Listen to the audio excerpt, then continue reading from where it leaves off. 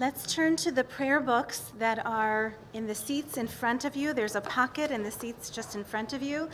And maybe if Rabbi and cantorial soloists could help to give out prayer books to those in the front row, that would be helpful.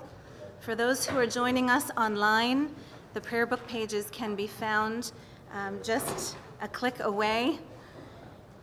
In our Sidur Pirchei Kodesh, we'll begin our service for this Yom HaShoah on page 359. Page 359.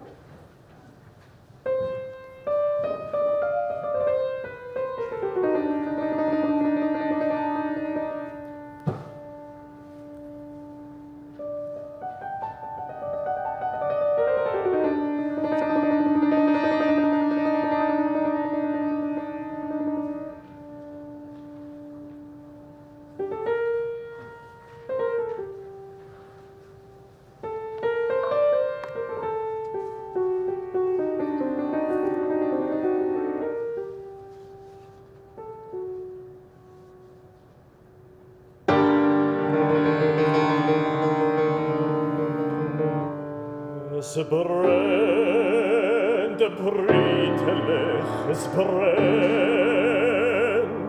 O unser Orm Städtelennech brennt. Bösen Winden mit ihr Gosen, reißen, brechen und zerpläusen. Starke noch die wilde Flammen, als herum schon brennt. Steht und kocht das Säusicht mit verlegter Hand. Und steht und kocht das Säusicht, unser Städtel brennt.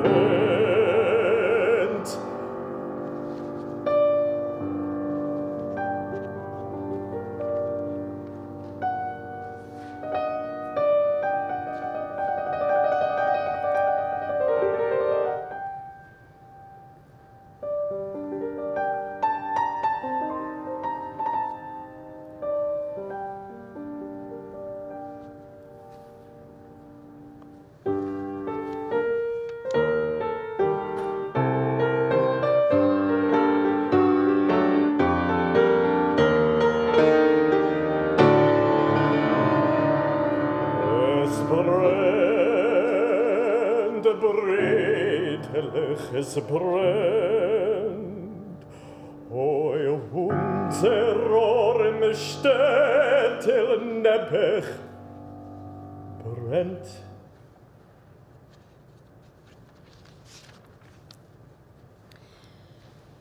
Page 360. All peoples have suffered cruelty, and we weep with them too. But this day we think especially of the pain suffered by the house of Israel. Exile and oppression, expulsion and ghettos, pogroms and death camps, the agony of our people numbs the mind and turns the heart to stone.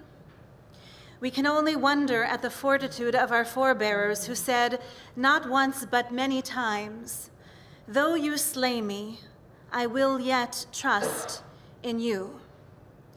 And we can only pray to be blessed with a measure of the faith that enabled them to remain true to God and Torah, even when the Eternal One seemed remote from them, and life itself might have lost all meaning. Kol birama nishma, nehi bechit hamruri, Rachel mevaka al paneha, me'ana lehinachem al baneha ki henenu. We read responsively. A voice is heard in Ramah, lamentation and bitter weeping. Rachel is weeping for her children. Is it nothing to you, all you who pass along the road?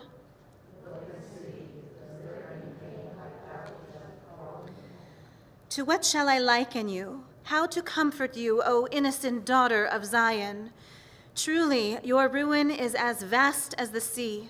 Who can heal you? How long, O God, will you be forgotten forever? How long will your face be hidden from us? All this has befallen us, yet we have not forgotten you, nor have we been false to your covenant.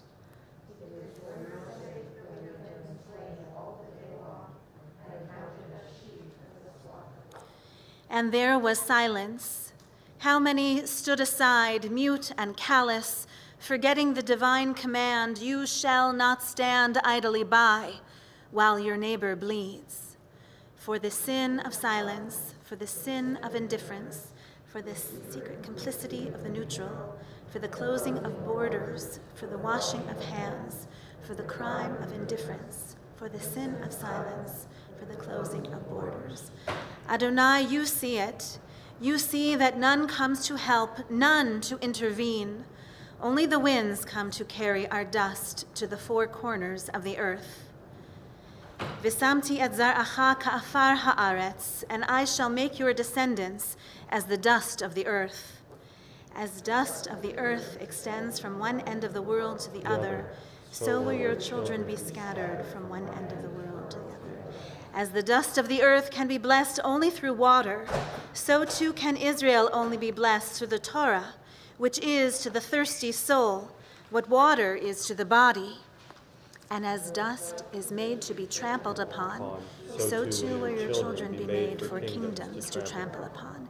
And as dust wears away vessels of metal, but itself endures forever, so it is with Israel. All your enemies will come to nothing, but the people Israel will endure.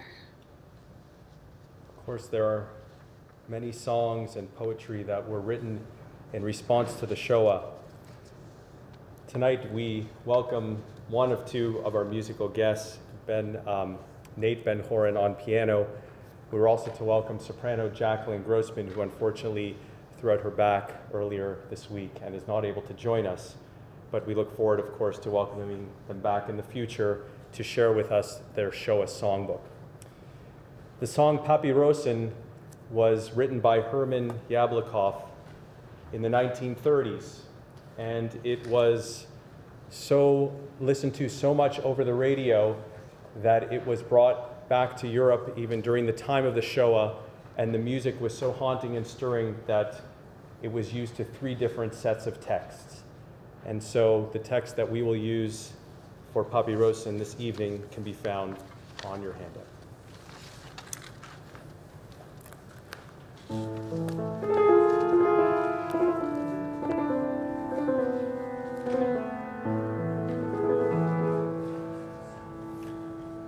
A kalte Nacht, a Neppeldicke, finster i Tun, steht a Jüngele vertreuet und kuchsicht arum. Von Regen schützt ihm nur a Wast, a Koschekohl halt in Hand, und seine hohen Betten jeden Stund.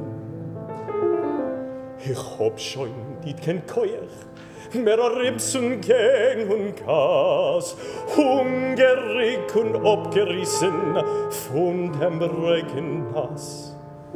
Ich schlepp sich von Paginen, keiner geht nicht zu verdienen. Alle lachen, mach von mir Spaß.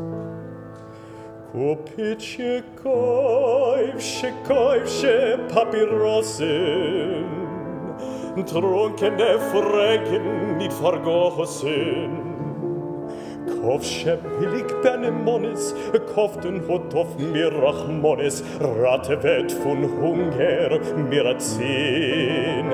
Kopitsche, Käufsche, Schwebelach Antiken, damit wird ihre Josemol der Quieken. Ist mein Schreien und mein Räufen, keiner will bei mir nicht käufen, ois gewählich Musen wie a Hind. Mein Tate, Hil Mechame, hat verloren seine Hand. Mein Mame, heute Storres, mir noch Schalten nie gekannt. Jung in Kever sie getrieben, bin ich auf der Welt verblieben, und glücklich und ehend wie ein Stein. Brechelig kleib ich heut zum Essen auf in dem alten Mark, a harte Bank in mein Gelieger in dem kalten Park. Und jetzt die Poliziantin schlägt mich milchweg Kanten, schwellt nicht mein Bett in mein Gewinn. Kupitje Käufsche, Papyrossen, trunkene Verrecken nicht vergossen. Kofsche billig Penemones, koften hoff mir Mirachmones, Rattevet von Hunger mir 10. Kupitje Käufsche, Schwebelech Antiken, der Mitvetor Ariosemel der Gfiken. Und sie ist mein Schreien und mein Läufen, keiner will mir nicht kaufen, euch gefällig musen wie ein Hund. Ich hab gehabt a Schwesterl, a Kind von der Natur, mit mir zusammen sich geschleppt, heut sieht a ganzen Jahr. Mit der Quern ist mir gegringer, leichter, wenn pfleg der Hinger, wenn ich pfleg a Kuckteun nur auf ihr. Mit am Hol geworden, ist es schwach, sei krank. Auf meine Hand gestorben, ist auf a Gasenbank. Und has ich heut sie verloren, hab ich als geworden. Soll der Tod schon kommen, euch zu mir, Kupitje, Käufsche, Papyrossen, trunkene Verrecken, nicht vergossen. Kofsche, billig Benemones, koften hoffet mir Rachmones, Rattevet von Hunger, mich hat 10. Kupische schäufte, Schwebelech Antiken, der Mitvetter Josemel, der Gfiken. Sie ist mein Schreien und mein Läufen, keiner will bei mir nicht kaufen. Euch gewinn ich musen wie ein Hund.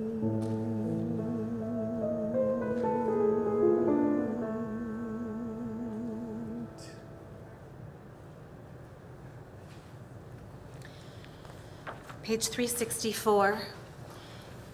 In the presence of eyes which witnessed the slaughter, which saw the oppression the heart could not bear, and as witnessed the heart that once taught compassion, until the days came to pass that crushed human feeling, I have taken an oath to remember it all, to remember not once to forget not one thing, to the last generation when degradation shall cease, to the last to its ending, when the rod of instruction shall have come to conclusion. An oath, not in vain passed over the night of the terror. An oath, no morning shall see me at flesh pots again. An oath, lest from this we learned nothing. And now we invite one by one 6 families of the congregation, all descendants of survivors of the Shoah, to light these 6 candles as we remember the 6 million. To the sounds of Ani Ma'amin.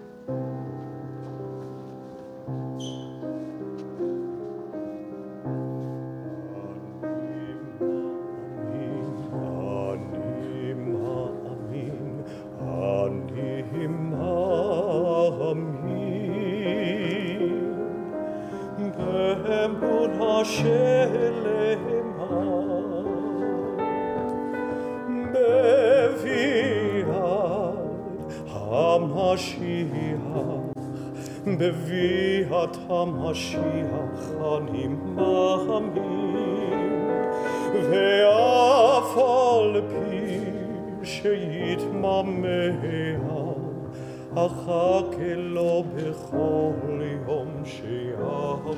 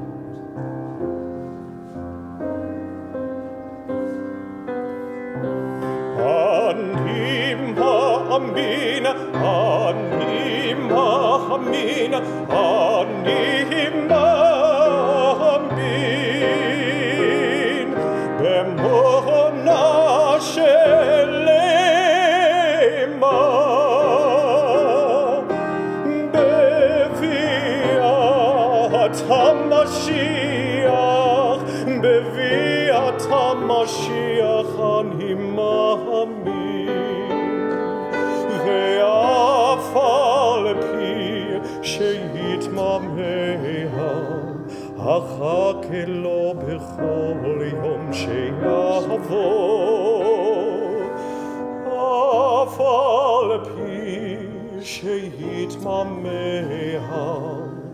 אחכה לו בכל יום שיבוא.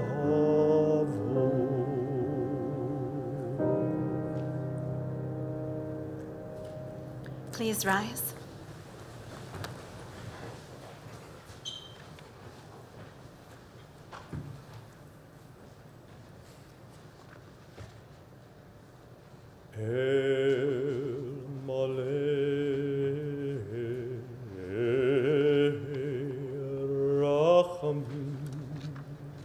שוכן במרומים,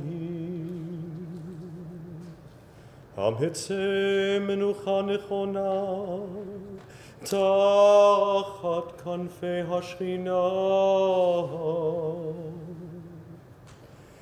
במעלות קדושים וטהורים, כזוהר הרקיע מזהירים.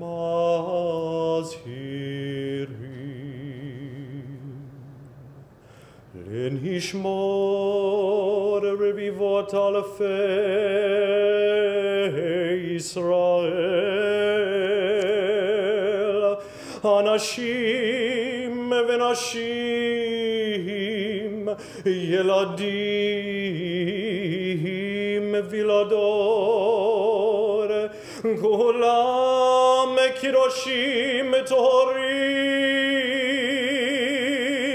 שנהרגו ושניחתו ושנפרפו ושנחנקו ונקפרו חיים על קידוש השם.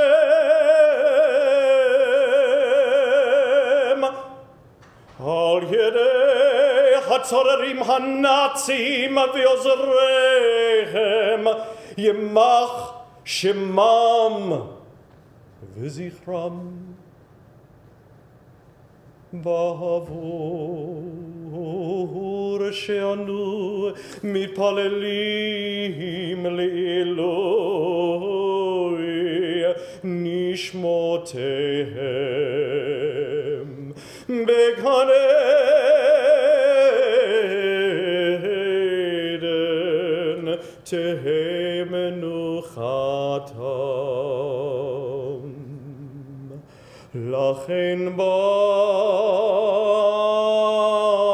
הרחמים יסירם בסתר כנפיו לעולמים,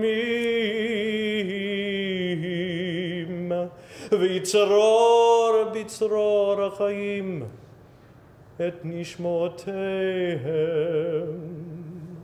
אדוני הוא נחלתם, וינוחו בשלום על משכבותיהם, ונאמר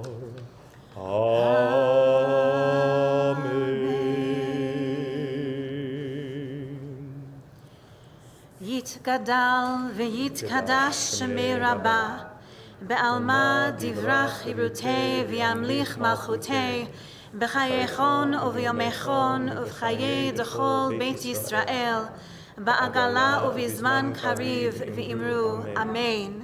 יהי שמי רבה מברך לעלם ולעלמי עלמיה, יתברך וישתבח, ויתפאר ויתרומם ויתנשא, ויתהדר ויתעלה ויתהלל שמי דקודשה בריחו. לעילה מן כל ברכתה ושירתה, תושבחתה ונחמתה, דאמירן בעלמא ואמרו אמן. יהי שלמה רבה מן שמיה, וחיים עלינו ועל כל ישראל, ואמרו אמן. עושה שלום במרומיו, הוא יעשה שלום עלינו ועל כל ישראל, ואמרו אמן.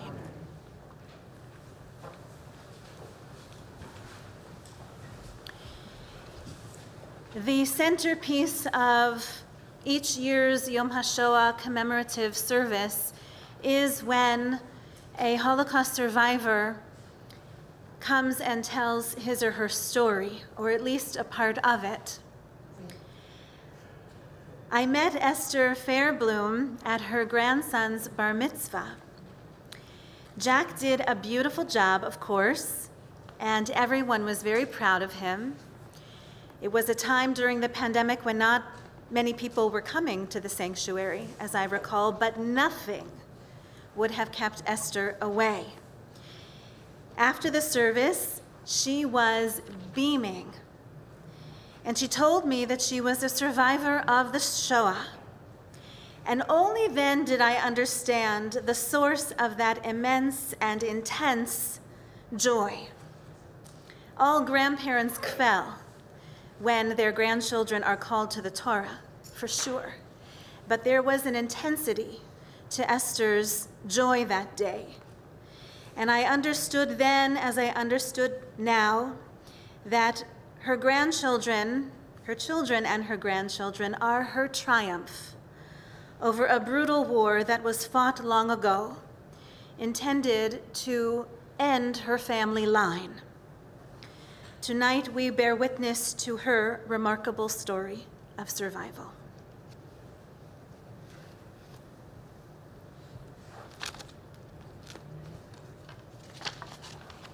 Thank you, Esther, for being with us. I must tell you, Rabbi, your song that you sang about Kreufchen, Papyrosen brings back so many memories to me of my late mother singing it to me in Poland. I have shivers up and down my arms. Thank you. Can you hear me? So everyone can hear. Okay. Thank you. Oh, I got a big voice. I know, let's hear it. I don't talk often, but when it's important to me, I find my voice.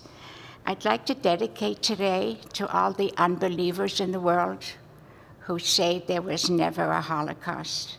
Mel Gibson and his father, who own a church in the States, preach every Sunday that Holocaust is a lie, a fabrication of the Jewish people, and it never happened. Well, I'd like to tell him a thing or two. So I'm going to start at the beginning. My name is Esther Fairbloom. I am so proud today. I have 3 of my children with me, my husband and a grandson. Esther is really not my name. Unfortunately, I don't have a name. When was I born? I have no idea. All I know that I was born sometimes in 1941. And there my story starts. When my mother was 9 months pregnant, we lived in Poland. She lived in a city called Sparasz with my dad, who owned a slaughterhouse, several farms where he raised cattle. And it was by a railway station, and they shipped all over Poland. My father, unfortunately, had 4 brothers married with children, 2 sisters married with husbands, and grandparents and parents, who were all put on a train and ended up in Belzec. I've been to Belzec. It's the worst crematorial in Poland. They would have known my name if any of them would have been alive. My mother, thank God, was the oldest of 9 children, 2 girls and 7 brothers, and she raised them all. When she lived in Tarnopol, the oldest brother next to her, 4 years her junior, was a doctor, a surgeon, delivered all the children in the family. So of course, when she was 9 months pregnant, she would go for him to deliver me. She had no idea that the Nazis had already invaded Tarnopol. There was a ghetto set up, and all the Jews were pushed into one corner of the city. She came with 2 bodyguards because my dad stayed home with my 5-year-old sister. They pushed their way in, and the bodyguards got her into her parents' home where her parents were there. And they ran to get her brother, my Uncle Paul, who came and delivered me. Of course, time and place, there was no mention or note of my birth, or else I would know when I was born. And he, of course, could never remember when I asked him. After I was born, my mother went to her sister-in-laws, there were 7 of them, and said to them, "Give me your children. The Germans are not in Sparasz yet, and wherever I hide this baby, I will hide the children." And they said, no, they're not letting go of the children. They will protect them the best they could. And unfortunately, they all died. When my mother got back to Sparasz, she didn't wait too long. Within 2 days, I was in an orphanage. My dad delivered meat to them every Friday in a barrel. Mother Superior was so grateful over the years. She told my mother, "If you ever need me, come." Well, she came with me. After a couple of days, she left me in the orphanage and died within a week. She went back to the slaughterhouse. The Nazis came. They shot my dad and her at the same time. The workers that were working in the slaughterhouse verified that after the war, and they were gone. A Polish woman that didn't own, my dad owned, that lived on a farm where my mother used to take my sister strawberry picking, had no children, and she couldn't have any children. So my mother gave her my sister and lots of money and said, "If I ever come back, I'll come back to you. But in case I don't make it, here is the farm. You have enough here and money to raise my daughter. Give her the best health you can give her. Take care of her."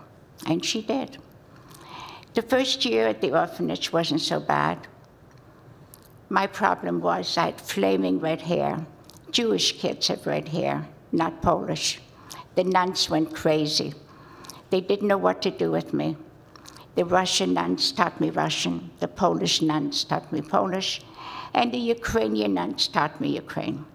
And I lived there for 6 long years. The first few years we were okay, a couple of years. The farmers used to drop off fruits and vegetables at the orphanage, but then the Germans took everything. They confiscated any food they could find for the army, and we were left with none. By the end of the war, I was really sick. Every time the Nazis came into the church, a nun would grab me, and she would hide me in the basement underneath a desk. They had 3 sides, and one end was open. There was always a blanket there waiting for me. A little boy, one of the choir boys in the Catholic Church, would ring a bell when he saw the Nazis, and a nun would grab me and push me into this little hole. And I got to where I feared the ringing of the bell, because I knew they were coming. And the nuns told me I have to be very quiet, because if they find me, they're going to kill the priest who baptized me, they're going to kill all the nuns, and I would be to blame. And it scared the heck out of me. I was going to say something besides heck, and then I remembered I'm in a shul, so I better not. But I was always scared. I was brought up scared. I'm scared of my own shadow, no matter where I go. At the end of the war, fortunate for me, one of my mother's brothers came to the church, and he said to the Mother Superior, I hear you have my niece here. I'd like to pick her up. And he gave his name, and Mother Superior knew his name. She knew all about him, my mother told her, and he gave me to her. I went immediately to the hospital. I had dysentery. If anybody doesn't know what rickets is, it's problems with the legs and the bones in your legs. They don't grow. They're crooked, twined. And I've had that all my life. My biggest problem is always walking. What you learn by being handicapped is you don't want people to know. So you hang on to a desk when you're weak. You hang on to a wall. You hang on to a chair. In the hospital, they finally gave me food, but I had to eat through a little spoon because my stomach wouldn't absorb anything, not even water. But slowly, that's what dysentery is. Slowly, they got me back to eating and walking and talking. And my uncle and my aunt are very patient with me. And unfortunately, my adopted mother, my aunt, lost her own daughter in the war. The Germans killed her. And I'm sure every time she looked at me, she remembered her daughter. I lived and hers didn't. It's a terrible time. My adopted mother lost a sister, she lost a brother, she lost her mother. Everybody lost their whole families. And only bits and pieces showed up. Anyway, my aunt and uncle did everything. I'm going to call them my mom and dad from now on, but it's really my aunt and uncle. I loved my uncle, especially he told me stories about my mother. And it was great to have a connection with somebody I never knew. I knew her name, even though I didn't know mine, because my dad told me. He also had two favorite stories that he always told. He talked about nuns in the street, and I would chase them. My nuns were in Tarnopol. I'm in Sparash, a different city. And I would chase these nuns thinking they were my nuns, because all I knew was nuns. I never had anybody. What does a child want when it's born? It wants love, understanding, someone to tell them they're great even though they're not, someone to say the pictures they drew Picasso even though they're not, because that's what mothers do. But I never had that. So it was very difficult to be in an orphanage for 6 years. The most important part of a child's life I spent in hiding.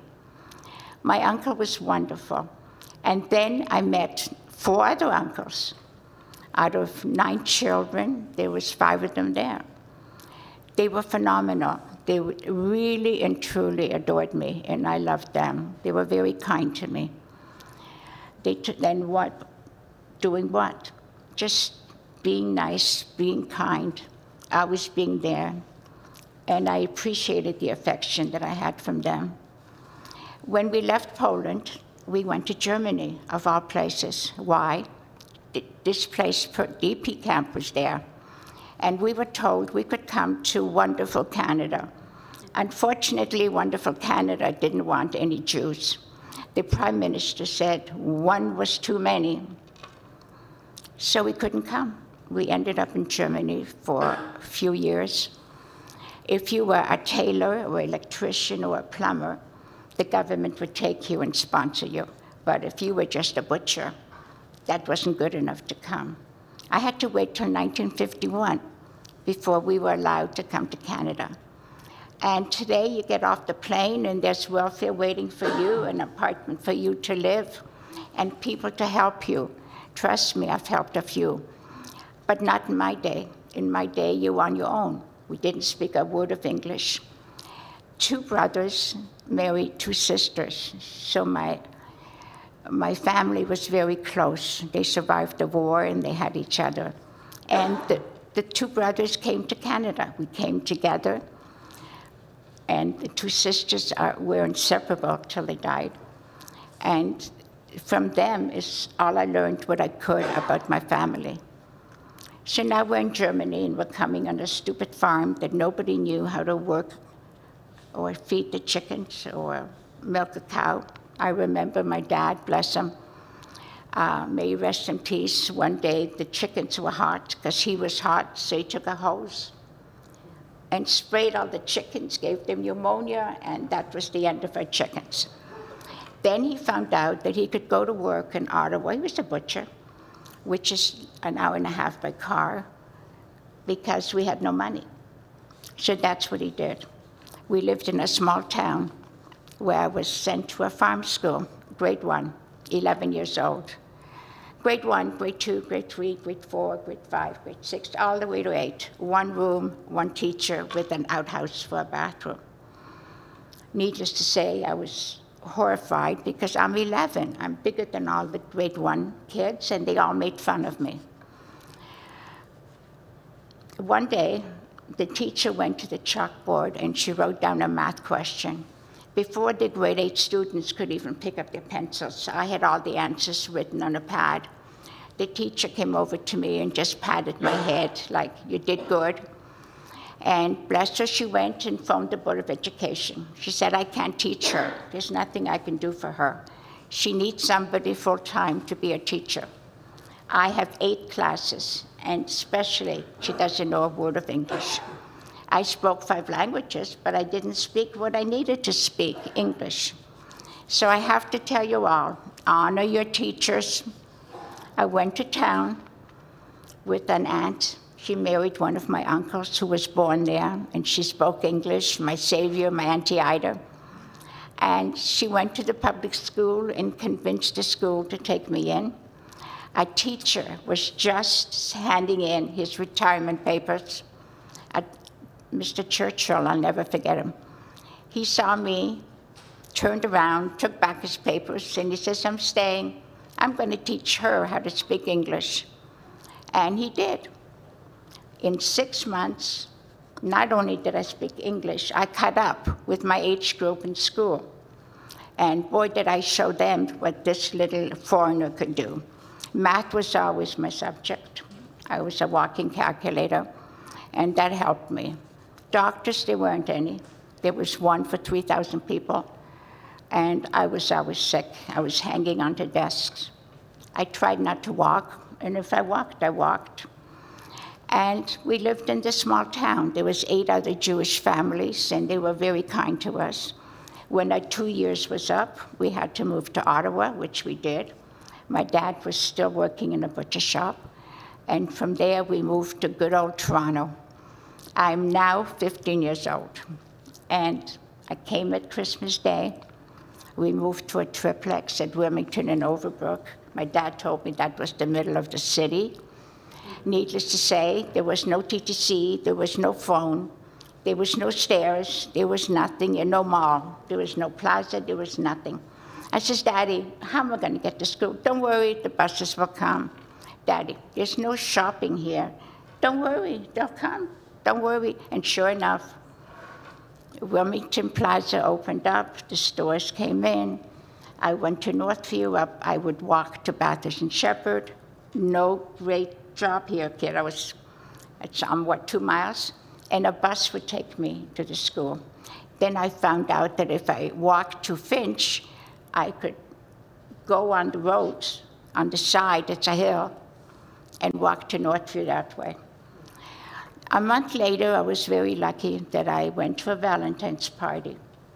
And who did I meet? I'm 15, my Rock of Gibraltar, my husband David. he was the kindest person I have ever met. Even though I didn't speak English well, he helped me with my homework. He took me to the doctors to get cortisone shots for my legs so I could walk. And thank God, a couple of years later, we got married at the Beth Emmet, which is my shul, 60 years Kanahara.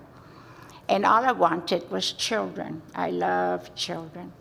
I wanted a daughter to name after my mother. I wanted a son to name after my father.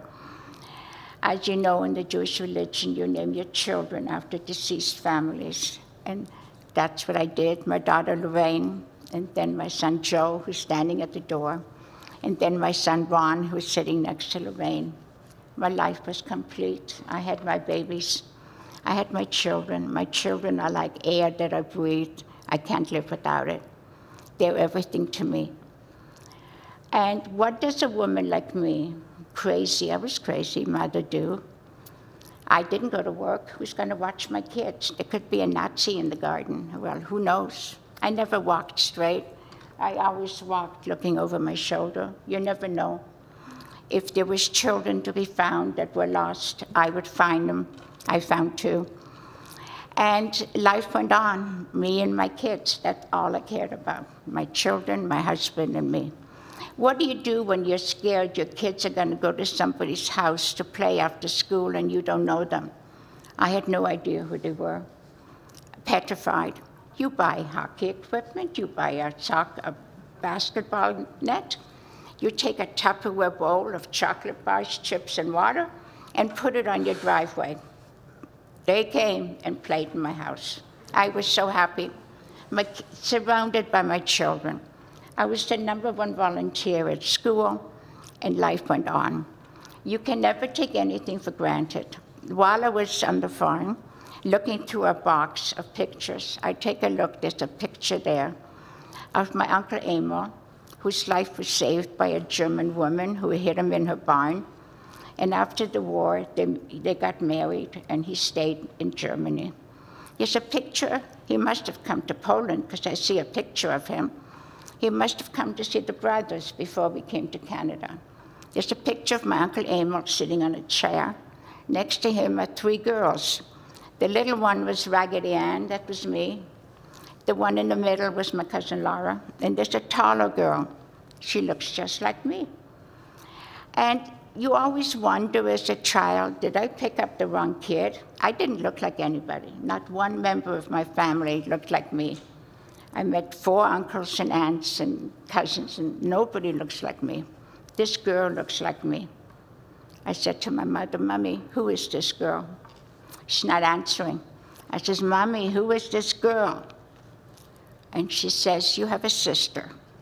And I went bonkers. I'm 11 years old, and now you tell me I have a sister? Where is she? We didn't know how to tell you. While we were in Germany, we all made a plan to come to Canada. And we left, and Uncle Paul was going to follow us with your sister. But he found out he couldn't be a doctor in Canada. He had to go to Israel. There he could be a doctor off the ship. So he takes my sister and goes to Israel, and there in Kibbutz Nan, I went bonkers. I started writing her letters. I wrote in English, she wrote me back in Hebrew. I translated it and wrote her back. And I had a relationship now with my sister, my real sister. And when you're a Holocaust child, you don't know what love is. You never experienced the feeling of love. But when my baby brother was born in Germany, I truly knew what love was. That little boy, 8.5 pounds, took your heart away. I had something that was mine. I got there before him. I took care of him. I did everything for him. I taught him how to walk. I fed him. I took care of him like I wanted anybody to take care of me. And I promised him no one was going to push him around. All the years in Canada, my parents never went to a public school. I went. I went to the PTA. I registered him at school. I went to his basketball games and the football games, or anything that had to be done at school. Nobody knew my parents, but they all knew me. And the years went by, and I was in heaven. And then Still didn't work. Then one day, I find myself, the kids are all in grade 1. This is wonderful, they're all in school. Maybe I'll get a job, and with extra money, we can buy a house. So I had a finance degree. Where would I go? Someone like me. Baycrest, where else would I go? They were advertising for somebody to take a job for 3 to 6 months while somebody was on maternity leave. And I applied. What got me in there was 5 languages. I got the job. I became, eventually, over the years, the head of the financial department. I did all the admissions. I had the home, I had the terrace, I had the hospital, and I had daycare. And all I did was admissions. I had a staff of 10 that did the accounting part and the billing. I just took care of the money.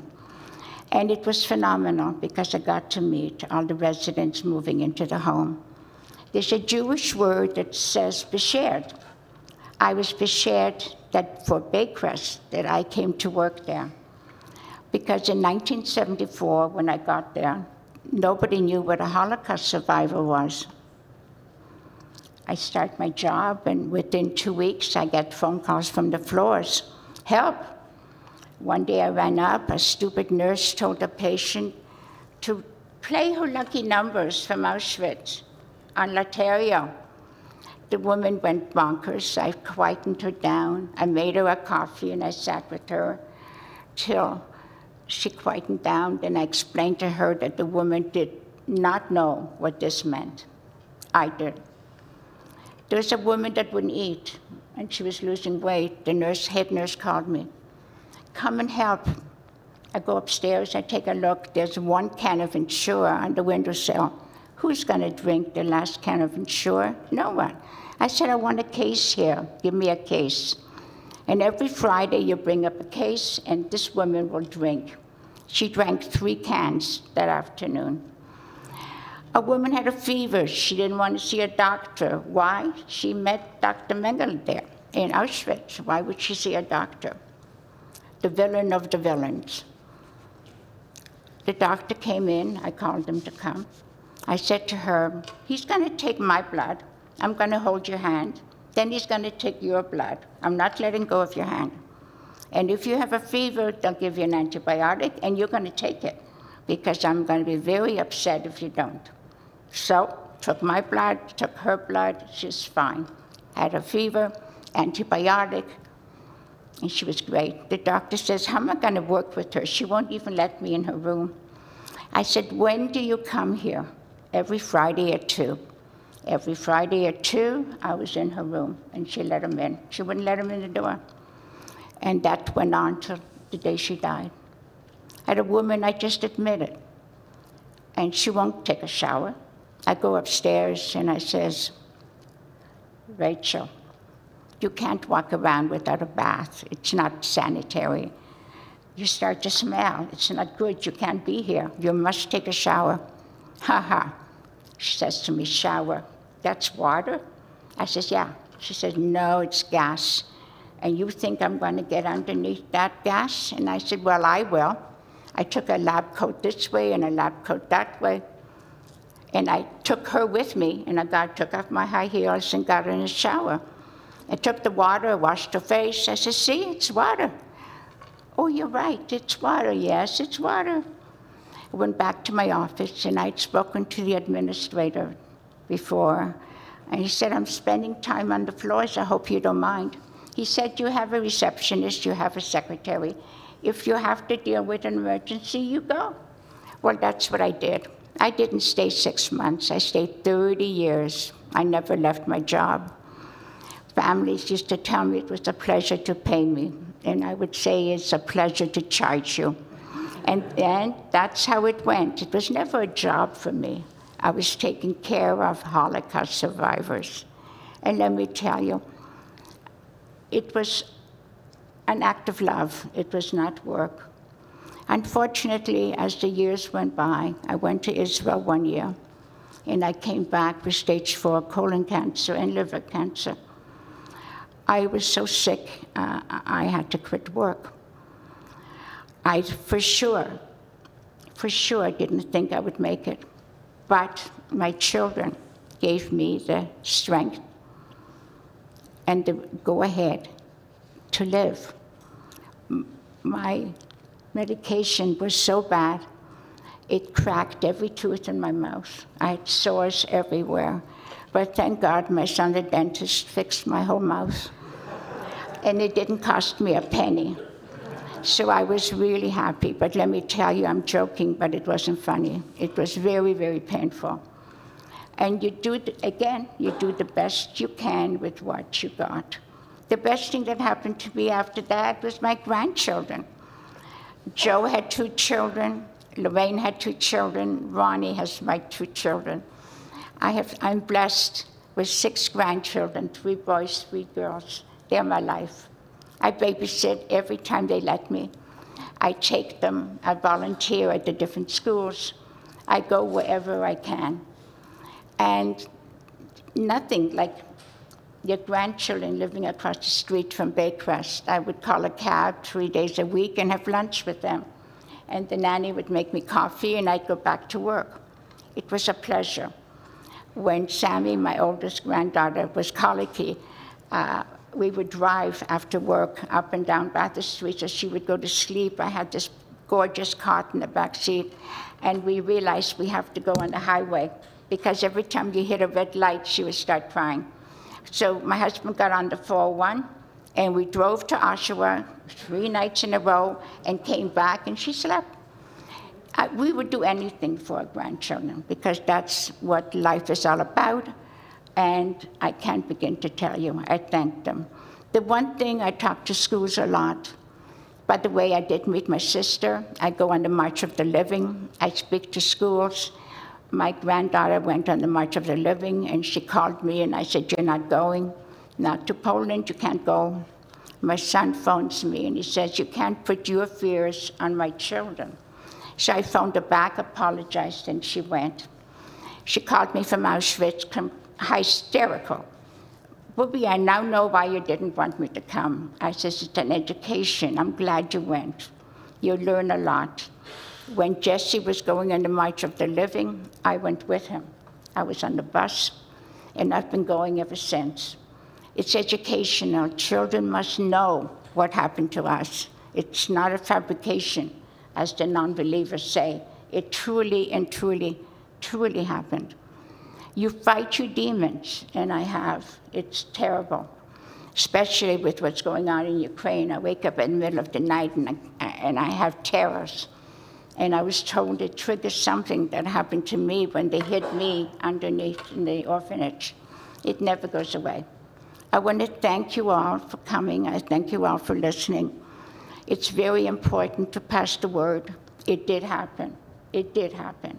I will never be a sane person. How can I be? I wish I knew my name. We celebrate my birthday, but it's really not my birthday. It's an excuse to go out for dinner. So hopefully we'll go for many years to come. So I thank you all very, very much, and keep the faith. Thank you.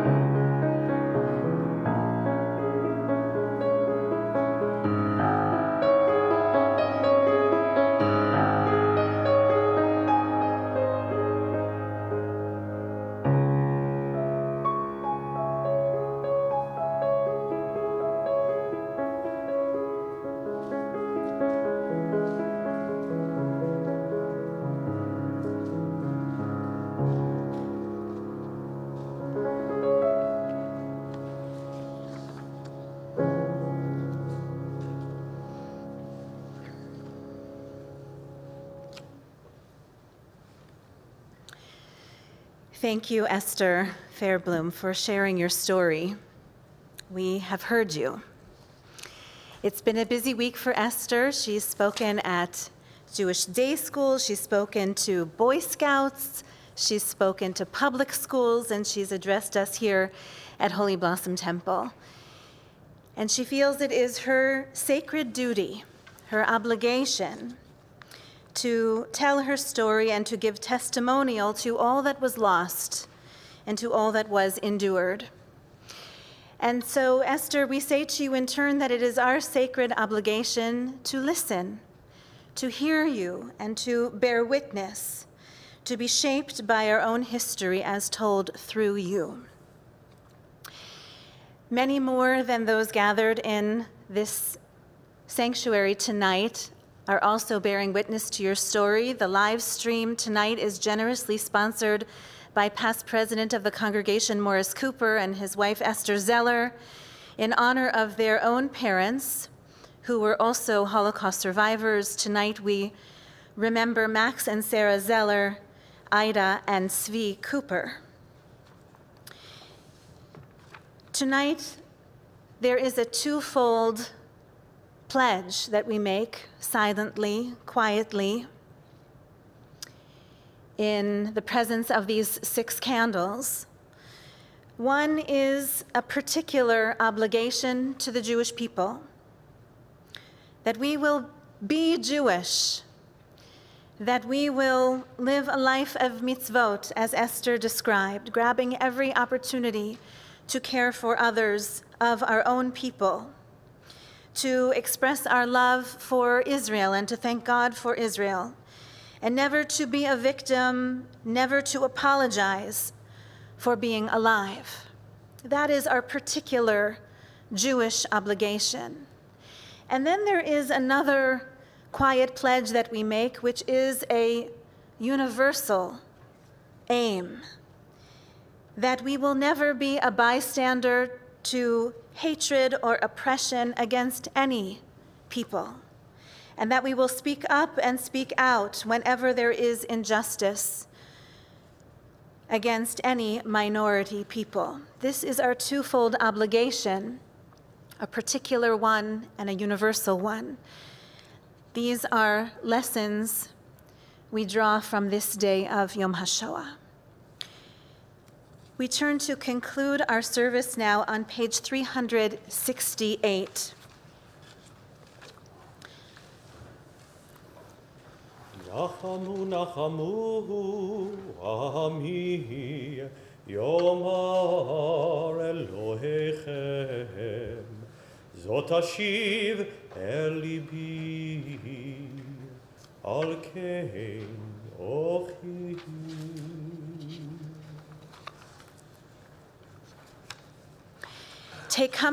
Take comfort, my people, says your God. This I call to mind, and therefore do I have hope. God will swallow up death once and for all. The eternal God will wipe the tears from every face and remove from all the earth the reproach laid upon our people. Together, thus says the God, eternal God, hold back your voice from weeping, your eyes from tears, for your labor shall have its reward, says Adonai. There is hope for your future, says the eternal God. Please rise for the partisan song.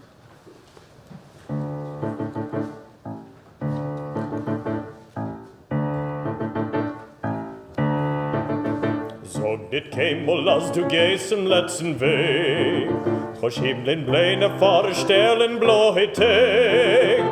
Kommen wird noch unser ausgebänkte Schor, das Wetter beugt und unser Freud mir seinen Dor. Kommen wird noch unser ausgebänkte Schor, das Wetter beugt und unser Freud mir seinen Dor.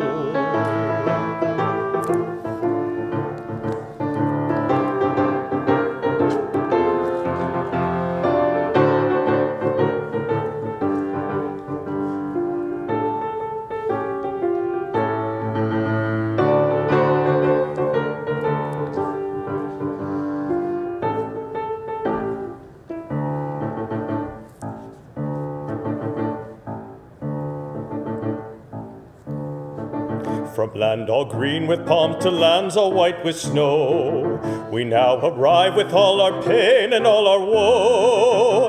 Where our blood sprayed out and came to touch the land, there our courage and our faith will rise and stand. Where our blood sprayed out and came to touch the land, there our courage and our faith will rise and stand.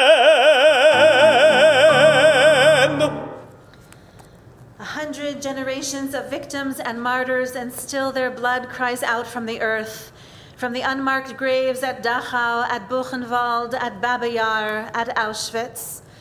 What can we say? What can we do? How to bear the unbearable, or accept what life has brought to our people?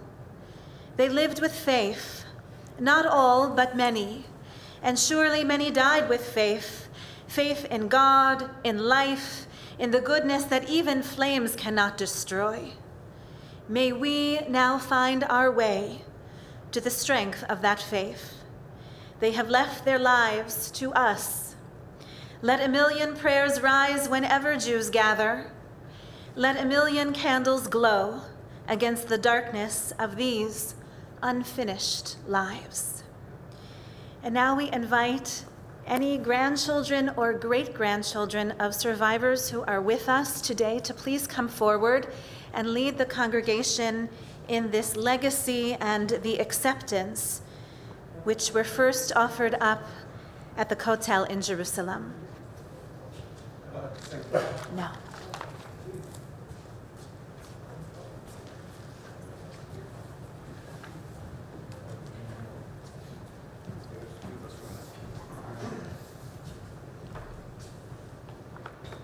We take this oath. We take it in the shadow of flames with tongues that scar the souls of our people. We vow in the name of dead parents and children. We vow with our sadness tucked away, our faith renewed. We vow we shall never let the scared memory of our perished 6 million be scorned or erased. We saw them hungry and afraid. We saw them rush to battle. We saw them in the loneliness of night, true to their faith in the threshold of death. We saw them. We heard their silence merge their tears with our own. Deportations, executions, mass graves, death camps, mute prayers, cries of revolt, desperation, torn scrolls, cities and towns, villages and hamlets, the young, the old, the rich, the poor, ghettos, fighters, and partisans, scholars and messianic dreamers, revenge faces, fists raised like clouds of fire, all have vanished. We take this oath, visions become the word, to be handed down from father to son, from mother to daughter, from generation to generation. Remember and blot out what the Nazi killers and their accomplices did to our people. Remember them with rage and contempt. Remember what an indifferent world did to us and to itself. Remember the victims with pride and with sorrow. Remember also the deeds of the righteous Gentiles who are forever a blessing to humanity. Remember the miracle of the Jewish rebirth in our land of our ancestors in the independent state of Israel. Pioneers and fighters returned to our people and the dignity and majesty of nationhood. From the ruins of their lives, orphans and widows built homes and old new fortresses. We are indebted to those who realize our lofty dreams of freedom in the land redeemed. We take this oath, let our legacy endure as stone of the temple wall, for here prayers and memories burn. They burn and will not be consumed. Together, we accept the obligation of this legacy. We are born after the darkness, to our parents' memories and silences. We are linked to them by our Jewish existence. The echo permeates our consciousness. We dedicate this pledge to you, our parents who suffered and survived, to our grandparents who perished in the flames, to our vanished brothers and sisters, more than 1 million Jewish children, to all 6 million whose unyielding resistance exemplifies our people's commitment to life. We pledge to remember. We will teach our children to preserve that Jewish spirit which cannot be destroyed. We will shout to the world, look how far humanity can fall, and see the heights which we will reach, even in the hell itself. We will fight anti-Semitism and all forms of hatred wherever they may fester. We affirm our commitment to the State of Israel and to the continuity of Jewish life in our homeland and in our own homes. We pledge ourselves to the oneness of the Jewish people, and to the one God in heaven and on earth. We are your children.